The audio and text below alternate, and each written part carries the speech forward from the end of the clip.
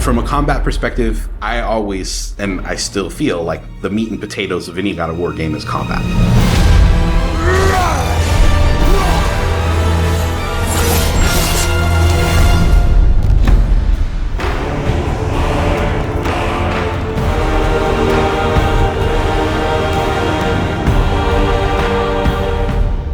My name is Roberto Clemente, and all my friends call me Bert.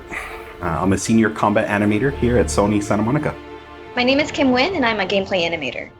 Hi, I'm Sabra, and I'm a senior VFX artist on God of War Ragnarok. My name is Grace Pan, and I'm a gameplay animator in God of War Ragnarok. Hi, I'm Stephen O'Hara, GBA, combat designer on God of War. And I create interesting and memorable creatures that players like to attack and defend against. As an animator, you gave life to characters. You make them move, you give them personalities, you give them weight.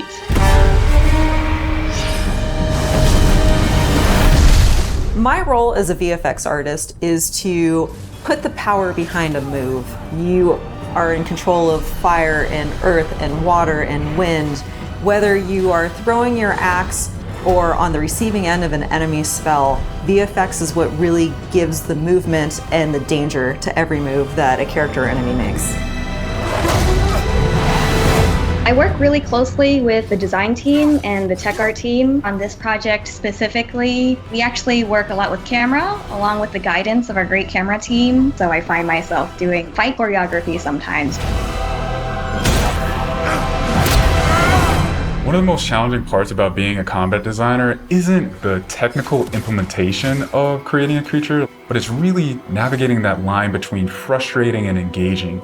We want to make something that makes players lean forward and focus and really try hard against that enemy and feel good about overcoming that, but we don't want to make them feel defeated if they can't figure something out. And then it feels rewarding when you win, not because it was impossible, but because it was fun and engaging. After the last game, we've heard the community cry out for more mini-bosses, bigger creatures, and enemy variety, and this time we really leaned into that.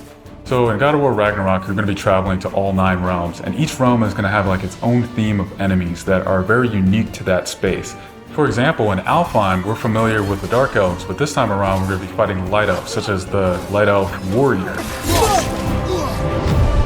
One of the key learnings from the last God of War game is we don't have to think about the camera and how close combat is going to feel. We already have that knowledge, so we can build upon the close camera that we have, and we can iterate on enemies, creating more interesting scenarios. In the last game, Atreus was just starting to fight alongside Kratos, and he was learning from the master tactician. So in this game, he's trying to prove himself a little bit more, and we built upon those mechanics with him. The previous God of War, Atreus was still a kid, right? So he has a lot of dependency on his father. And for this game, you'll see Atreus moving more independently on his own as a companion. In regards to VFX for Kratos, I think what the players really love is the powerfulness of it. When you are playing as Kratos, you really do feel like the God of War. And moving into Ragnarok, we want to really make something bigger, make it stronger, make it more of a spectacle. You want them to be like, oh my gosh, I didn't know that the Blades of Chaos could get even better, but look at that. So as Kratos gets more powerful, he's going to have access to newer combos and newer abilities that will increase the combat depth of each weapon. For the Blades, one of the moves that I've really enjoyed from previous God of Wars is the combat grapple, and we're going to be bringing that with a new twist. I'm very excited for players to try the blade grapple traversal moves. That brings so much more speed into the movement and the dynamic feel to it. One of the ways we've expanded Kratos combat this time around is we've given more utility and choice to the shield loadout.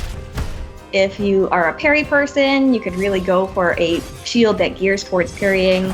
If you're a big blocker, then you could choose a shield that will really match your playstyle. One new mechanic or element that I'm really excited about is these combo finishers. Building up the stun meter this time around is going to lead to different ways to basically decapitate the enemy. You're going to be able to choose, which weapon you want to have when you kill a guy. Another feature that we've added for Kratos is his new pre-fall attacks. You could jump off a ledge, and if there's an enemy below you, you could slam down on him. There's such an emphasis on verticality in some of these fights that it's super engaging. And as Kratos, now that you have so much mobility and that you can also take advantage of that verticality, I think it just adds such another interesting layer to a fight. In God of War Ragnarok, we've enhanced the Kratos and Atreus duo. He's going to initiate a little bit more, be aggressive. He's going to fight alongside you, and sometimes even surprise you with his combo abilities too. Some of the new expanded companion actions that you'll see Atreus do leverage the fact that he's older now, he's bigger now. And he's different from Kratos, so his magic has a different flavor. Not only that they fight side by side together, there are also a lot of mini games and player interaction moments. For example, like the puzzle systems and the set pieces. You definitely will see a lot more collaborations between father and son.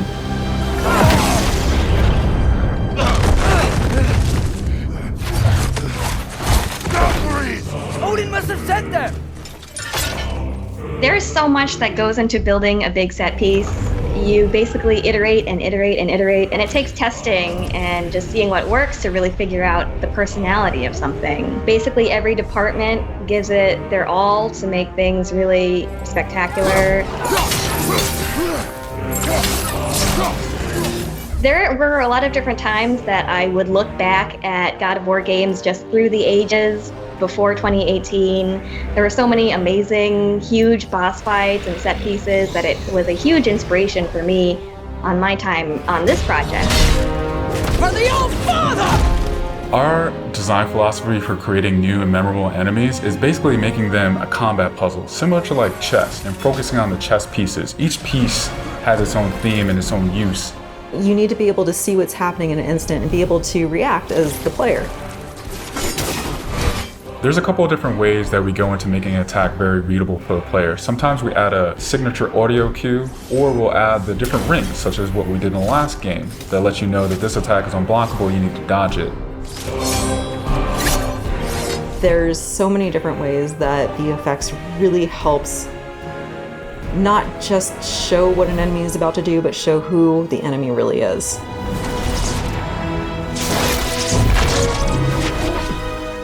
Everything you design has to be surrounding the essence of the character and a story.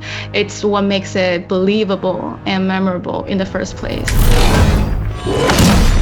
I think what I'm most excited about is for players to experience the diversity of enemies that this game has to offer.